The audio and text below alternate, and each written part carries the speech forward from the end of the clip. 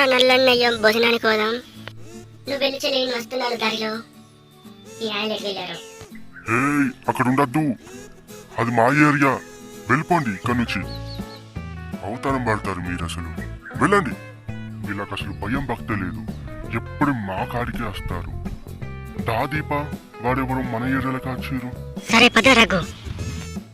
Mummy ఈరోజు వాళ్ళని ఎలాగైనా నున్న కొరికెయ్యాలి మీరు. మెల్లగా కూడా చిన్నారా, వాళ్ళు కొరుకుతారు. ఎవర్రా నువ్వు? ఇదికొచ్చిన పో నడు. మా దీప ఎంబడి వరకు నువ్వు. అసలు మా దీప అంటే మాకు చాలా ఇష్టం. పద రఘు, వాళ్ళు వెళ్ళారు గాని పోదాంపా మనం. ఈ సీని గారికి ఎన్నిసార్లు చెప్పి మనం వెంటనే వస్తాడు. అరే ఆగు, ఉండు, వెళ్ళిపో. మా ఎంబడి వరకు అని చెప్పావా? వెళ్తావా లేదా? జరుగున చిన్నాడు. వీడిని వెళ్ళేలా నున్న కొరికేయలే వీడిని.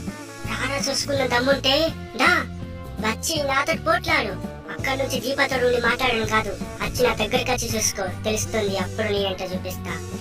దా నువ్వు దా, నిన్ను కొరికి పారేస్తా. ఇయ్యాలి బొంద పెట్టి చంపుతా. పట్టుకో చూద్దాం. నేను వెళ్తున్నా. ఎగురెగిరి కొరుకుతా మరి. పో మరే. దమ్ము దేని ఉంటే దగ్గరికి వచ్చి మాట్లాడరా చూద్దాం. అక్కడి నుంచి ఒరుడు కాదు, దా చూసుకుందాం.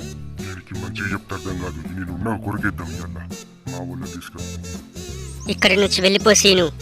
రఘు అందరినీ తోలికొస్తున్నాడు. వెళ్ళిపో, ఇక్కడి నుంచి వెళ్ళిపో. నడు. వస్తే రాని దీప, ఇలా రఘు అని తెలుసుకుంటాం. దయచేసి అందరూ రండి. ఇవాళ వసీను గారి సంగతి చెప్పాలి మనం అందరం. వాడేమో మమ్మల్ని మా దీపాన్ని ఇబ్బంది పెడుతున్నారు. మీరు వచ్చి వాడి సంగతి చెప్పండి. ఇవాళ వాడిని నున్నగా కొరికేయాలి. అయ్యో రఘు, ఇక్కడ మాకే లొల్లైతున్నాయి. మీరు చూసుకోర్రి. మమ్మల్ని విలువకుర్రి, మమ్మల్ని ఇన్వైట్ అట్లా అంటే ఎట్లా వైష్ణవి? రావచ్చు కదా.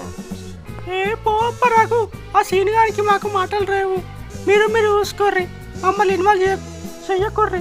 పోప్ప మేము పోతున్నాం.